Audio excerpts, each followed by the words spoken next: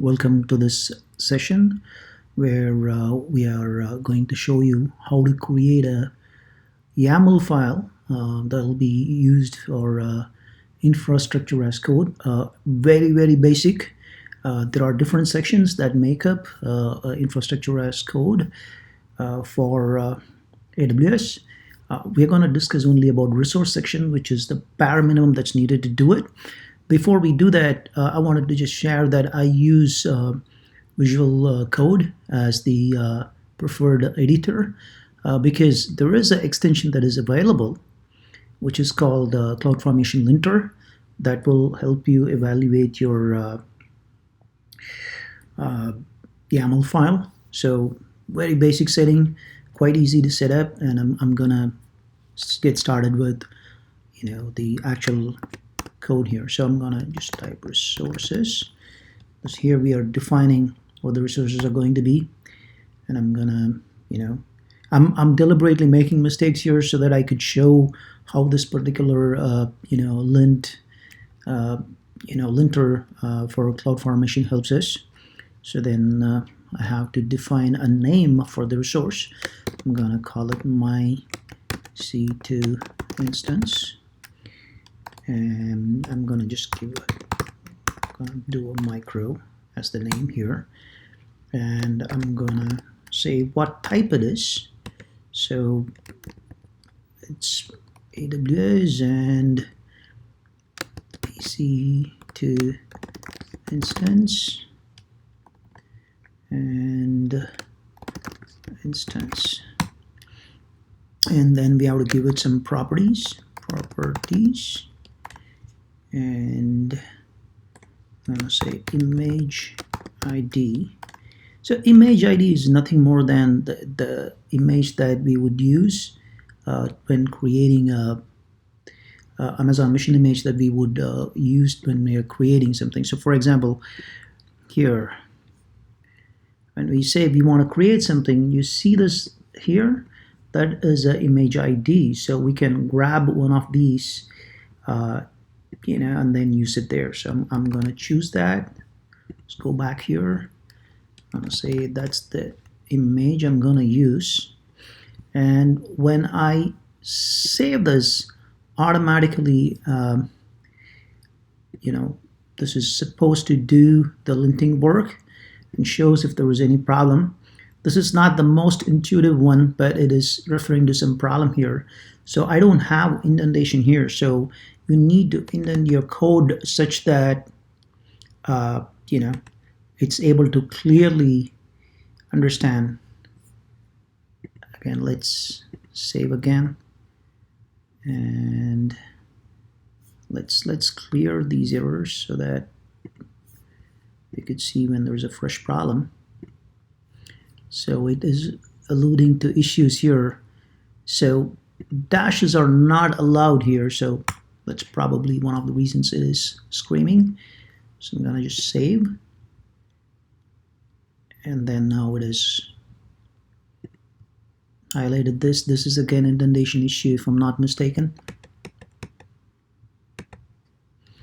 So let's try to save again. Now it is highlighting problems in column 4. So here it is. So this is again because of indentation. So both type and properties are, for the instance we are trying to create here. That's the name of the logical name. So I'm gonna go here. I'm gonna indent it such a way that now it is here, and I'm gonna again try saving.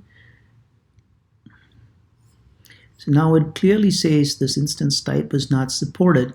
So what I did here is I deliberately made a mistake here, right? So there's only EC2 type that we can create. I'm gonna still save it. So it still is screaming because this instance here is all in capital. So there you go. That's the beauty, right? So now we are able to see all the different types we can create. So I'm gonna just choose that, and I'm gonna go to this, and I'm gonna just say clear everything. Now, I'm gonna try compiling. This should fix it now. There you go. So everything has been fixed. This is a valid YAML file now. What we can do is go back here, go back to services, CloudFormation, can create a stack. So template is ready for us. So we're going to upload that file that we just created. There you go. Choose that. This is the file we created. I'm going to just say upload it. How to give it a name. My first stack. We have to give them, and here is the parameter section wherein you can pass variables if you needed to, right? If you wanted to set variables and stuff using hard values. For example, that image ID that we pass, perhaps we can pass as a parameter and things like that. So choose not to do all that fun stuff now because we're just showing the very basics of how this would work. Going to the next so here are the things that you could possibly do. Set some parameters. We can also define outputs that we need actually, so we're not going to do that for now. So let's say create the stack. So now when this is happening, so these are the main sections that you would have. A resource, you can define what outputs you want, what parameters you can pass in. So those would be three main building blocks. At the very least, you have to just pass the resources. Now this has been initiated. This takes a few seconds and it will actually create an instance. So here's the logical name that we gave for that instance.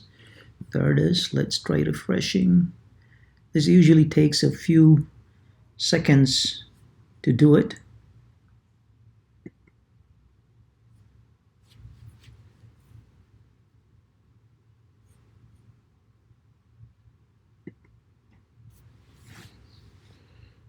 Okay, taking a little bit more than what I would expect it to. Okay, what's happening? Okay, it's in flight still. Should be finishing any time now.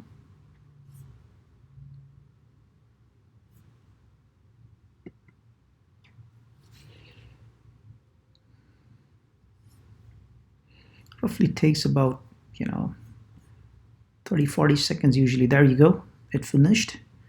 And that's how you can create, and here it would be the template that we just created. We gave this the logical name here that you can actually see here, right? And then we defined the image ID we wanted to use for this. So this is pretty much how CloudFormation can be used to spin up resources. I'll catch you back with another episode where we can look at more fun in AWS.